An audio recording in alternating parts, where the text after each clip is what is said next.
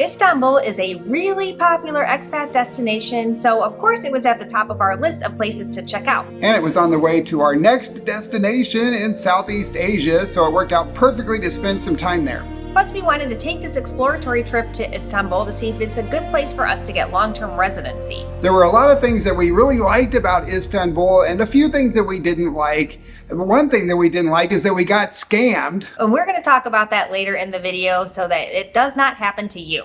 All right, Amelia, let's dive in and talk about the first thing, and that was our arrival at the airport in Istanbul. It's a massive airport. It took us 15 minutes to taxi once we landed and another 20 minutes of walking at a pretty good clip just to get to passport control from our gate. But it was such a nice airport. We were very impressed. Yeah, we were. One thing that was a little strange is the Wi-Fi is free, but you have to go and wait in line at a Wi-Fi kiosk to get a password. And there were a lot of people. There weren't nearly enough kiosks. The kiosk didn't work very well, and it was kind of took us some time to get the password that you needed to log in. That was a bit odd. We've never experienced that before. The drive into town took about 45-50 minutes. We stayed in the Galata neighborhood, just like 2 blocks from that famous Galata Tower. It was so cool to see that. Yeah, our first impressions were, wow, this place is amazing. It's really hilly, though. I wasn't expecting that. And I wasn't expecting to see the cats everywhere. That was really fun, actually. Yeah, there were cats, and we saw people walking down the street with big bags of cat food, just pouring out little piles like every few feet or so, and the cats would come eat. There were cat houses all over the place. We saw like whole areas devoted to the cats. Yeah, it wasn't just in the neighborhood we stayed. Like JP said, it was everywhere. The cats are really popular in Istanbul. When we take these exploratory trips to new cities, we always look for a certain number of things. And one of at the top of that list is walkability and public transportation, because we like to walk everywhere and we don't want to have to own a car. Now, I haven't driven a car in, 7 years? A long time. It's been really nice. Well, I am happy to say that Istanbul is walkable. However, there are parts that are pretty steep, and we definitely got our heart rate up and had some workouts climbing up this really steep hill, and then also to get down the hill to get down to the river and some of the other areas. So you definitely need to be prepared for that. The good news is that once you're outside of the old historic center, there's more walkability. You've got wider sidewalks and flatter, but there's still a lot of hills. I really liked those underpasses. That was another really nice feature that they have there, because obviously there is a lot of traffic and a lot of pedestrians. So they built these underpasses, which even have malls in them, so you can do a little shopping while you're walking underneath the roads. The roads, yeah. So that was very convenient. Public transportation is also good. They have a tram and a metro system. They have those trolleys, although I really wouldn't call that so much public transportation, as more like tourist interest spot, because they were usually packed with tourists trying to get pictures and stuff and experience the trolley ride. But they also have a lot of taxis too.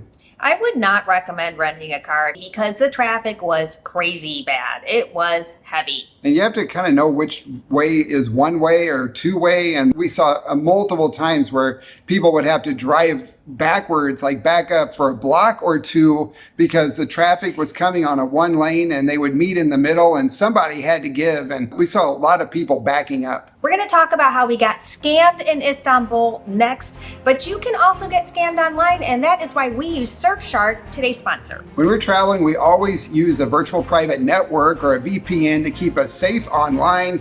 We've been traveling throughout Europe, and now we're in Southeast Asia, and we use public Wi-Fi in airports, train stations, hotels, Airbnbs, restaurants, cafes, and a bunch of other places. We always use a VPN, and we always use Surfshark to protect our privacy. Surfshark secures our data and our identity by protecting us from hackers, ransomware attacks, and phishing scams, which you really need to be careful of because they are happening a lot more frequently lately. Surfshark never logs or collects any of our data, so that we know that we're safe when we're online and that no one is tracking us. We also use Surfshark for streaming because we realize different programming is available in different countries, so we like to use the VPN to change our virtual location so we can watch our favorite shows everywhere we go. Right now, Surfshark has a great offer. You get 4 months extra. With Surfshark, you get 24/7 support. You can use it with all your devices, and there is no risk to try because they offer a 30-day money-back guarantee. So secure your privacy with Surfshark. Just scan scan this QR code right here or check below for a link and use our coupon code AAJP to get 4 months extra. All right, JP, now let's talk about scams. We're going to tell you what to look out for so that you don't get scammed like we did, starting with the restaurant scam. Yeah, so when you go to the restaurant, you look at the menu and you choose what you want and you order it. You could be surprised by the bill when it comes and it's 2 or 3 times higher than the prices listed on the menu. This didn't actually happen to us. It kind of did a little bit. We went and ordered dinner and we saw the prices, and then he's like, would you like anything to drink? And we say, yeah, we'll have a couple of glasses of your house wine. Not realizing that a glass of wine was $15. So we ended up spending $30 on wine. It was almost as much as the cost of the whole meal. Yeah, and the mistake we made was not asking for it. They didn't have it printed anywhere. And we went to other restaurants where some of the prices were not printed. So make sure to ask how much these things are up front so that you are not unpleasantly surprised. We did go to other places where they had everything clearly marked on the menu. So it's not like it is widespread, but just something you need to be aware of. The helpful person scam, but we got this outside one of the famous malls.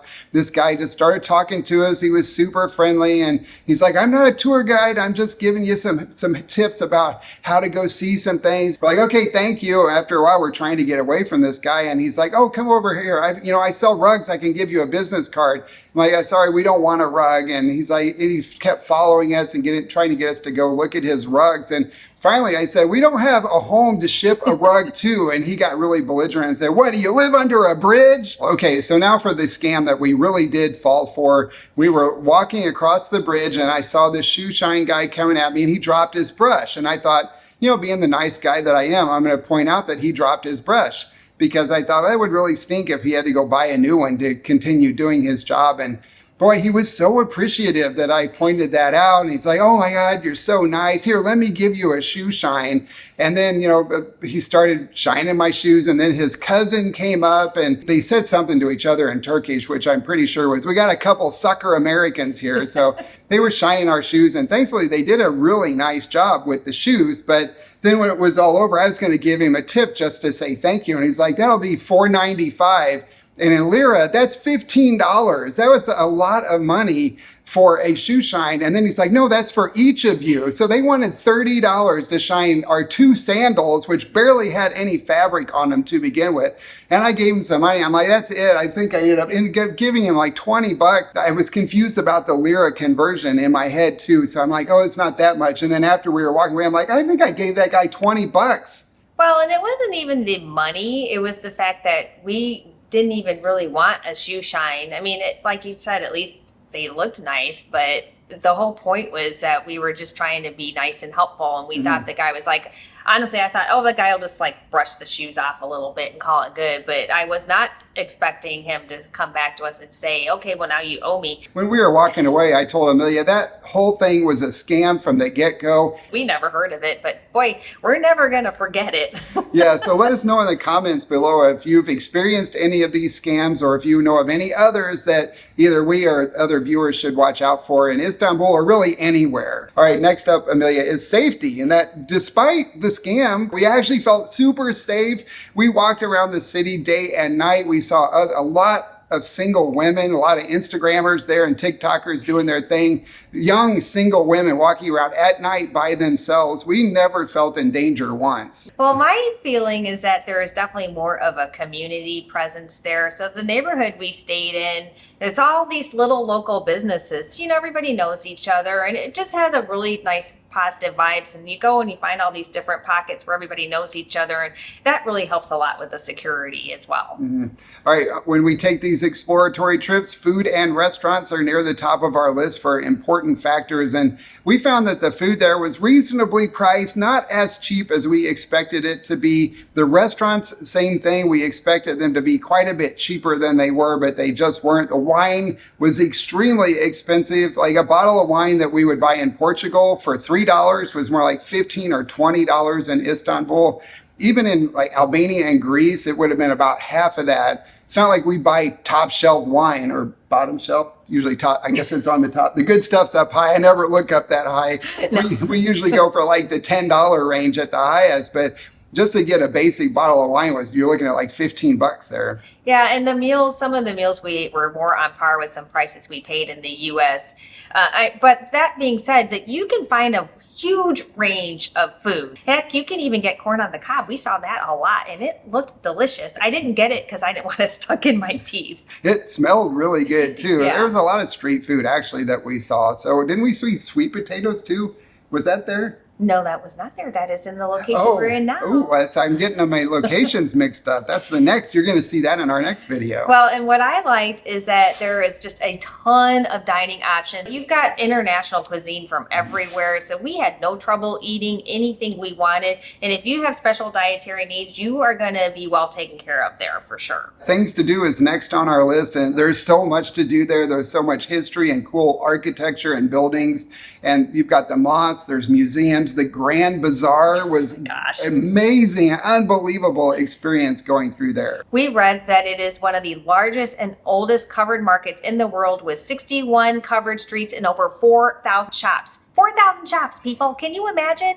It would take you days to see all of that. I was really impressed with it, though. It was really beautiful. And then the area of, well, we're talking about shopping now, I guess. Yes. So the area in Nastansi is a really popular area for shopping. That's where the Louis Vuitton is located, and the Couture and all of those famous shops are over in that neighborhood. And we really liked walking around there as well. There's a huge variety of shopping too. So you could basically find anything you need there if you like shopping. And of course they have the traditional items and the tourist items, but I found a lot of really nice, cute little boutique stores and mom and pop shops that are fun to go and check out. And then the big famous walkway, the pedestrian street is Istiklal. Oh, it's so hard. Turkish is like the hardest language we've had pronouncing so far. It's even harder than French. So there are lots of restaurants and shopping in that area, and that's where the trolleys go. So the tourists all go there to get their pictures taken with the trolleys. In that part, you're going to have more of the traditional chain chain stores that you see all around the world. Like Zara and Sephora. Yes, there's a Sephora, my favorite store, even though I never buy anything. Sometimes I do. There's a lot of really pretty parks too. We walked through a few parks and really enjoyed. They were so peaceful and relaxing, and a lot of people just out sitting on the benches and relaxing in the afternoon. Yeah, that would be a really nice way to spend your time. It's just if you get a little tired of the crowds, you can just pop into one of those beautiful parks and listen to the birds and the sound of the wind in the trees. I really liked that. So one of the things we didn't do was take a ferry ride. There's actually a lot of tours that you can take in the area, in the city and around the city. And the ferry is a really popular one. A lot of people told us just to book the ferry that takes you from one side of the Bosphorus straight to the other and back again. It's a lot cheaper than going on an official tour. But we didn't actually do either of those. I'm not huge into the water activities. We may do that on another visit. Yeah. Well, we walked across the rivers. Does that count? It's not quite the same, I guess. No. And there's a lot of nightlife too. So if you're really into nightlife, you're going to find what you want there. We're not big nightlife people. Yeah, and there are a lot of expat groups. It's a really popular expat location, and also just tourists and digital nomad location. People from all over the world go there. So that is why one of the reasons why we wanted to go there so much. Before we answer the big question, could we live in Istanbul? We do want to talk a little bit more about the costs. That we were a little bit surprised because one of the things we've always heard is how cheap Istanbul and Turkey is. And we were expecting the prices to be a bit lower, but part of the reason is that they've had a 71% inflation rate over the past year from June 2024 back to June 2023. So a lot of things really went up a lot in price. And we read and saw online that some of the restaurant prices have doubled or tripled in the last year. And we saw that. We went to a restaurant, we looked online, and there were pictures from a year ago of the menu. And we went there, it was the same menu, but they had little stickers over the prices. And the prices had gone up more than double since the picture was taken and posted on Google for that restaurant. So we definitely experienced a bit of that inflationary pressure there. Yeah, and they have done some changes with their regulations. So Airbnb, the short-term rental prices have gone up due to government regulations, which is happening all over the place. So that really wasn't that much of a surprise. I still have to say though, it was still compared to, I mean, Istanbul is a huge city and it's got so many amenities. So if you're going to compare it to like London or Paris or Rome, it is definitely still a lot more affordable, but it's definitely not as cheap as Athens and Tirana. We think a single could live there for around $1,500 a month comfortably on it with a long-term lease, and a couple maybe $3,000, $2,500 to $3,000 for a couple. So even though it's more expensive than we expected, it's still affordable, especially by US and Western European standards. Yeah, that we spent double that when we lived in Denver. Now that I answer the question, could we live there? I would say that maybe Turkey. I'm not sure about Istanbul. There's a lot of diversity and we really enjoyed seeing all the people from all over the world there. And we heard so many different languages. We loved that. It's so fun to be sitting at a table and hear 3 different languages at different tables around us. But we did see a lot of English speakers, and almost everyone that we talked to spoke English, especially the scammers. They're really fluent. But pretty much everyone is fluent in English, and it was so easy for us to communicate. Well, and if they didn't speak English, they spoke Spanish, which kind of caught us off guard. But we actually ended up speaking Spanish to some people, and so that worked as a bridge language too. For me, I was surprised that it wasn't as conservative as I had in my head. Once again, I believed the stereotypes, and they were incorrect. Yeah, Amelia was really paranoid that she didn't have any clothes that she was going to be able to wear there that would cover herself up enough. And I kept telling her, we watch these TV shows from Turkey, and actually several of them we really like. And I said, they dress like the rest of us do. So it's not like you have to be overly conservative. Another thing I really liked about Istanbul is that it's such a great location for air travel. It's a hub for pretty much everywhere in the world. There are direct flights back to the US, all over Europe, Southeast Asia, and even South Africa, and every place in between. So if you want to be living in a airport hub city, Istanbul may be the best in the world for that. We think it's a good option for a short-term stay, at least for us. We just felt like the city was too big for us and it would be too hard to learn Turkish. And also, I didn't like how crowded parts were and that there was a lot of traffic. And because it is so spread out, it definitely takes you a lot longer to get to point A, from point A to point B. Of course, you can't take public transportation, but we like to walk. They do not have a retirement visa. That doesn't apply to us since we're not retired, but we know it applies to a lot of you. They do have a long stay visa. They do have a digital nomad visa that would work for us, and they have a golden visa that would not work for us because it takes 400,000 euros. That's $440,000. Yeah, and I'm not going to say we're ruling out Turkey because we can't make a judgment about an entire country on visiting one city. So I definitely would like to come and visit some of the other popular areas because the country is beautiful and the people are really nice. I don't know, it just had a really fun, lively feel to it. So I would definitely like to explore more, but I just don't see Istanbul being a long-term place that we would want to stay. If you're thinking about moving abroad and doing exploratory trips like us, then you're going to want to check out our Move Abroad Toolkit. So you can scan this QR code here or check below for a link. It's totally free and it's got 7 tools in it that you're going to want if you're planning a move abroad. Before you go, leave us a like, please, and we will see you all from Southeast Asia. Hashtakal! Hashtakal! Hope we're saying that I right. know. I hope so too.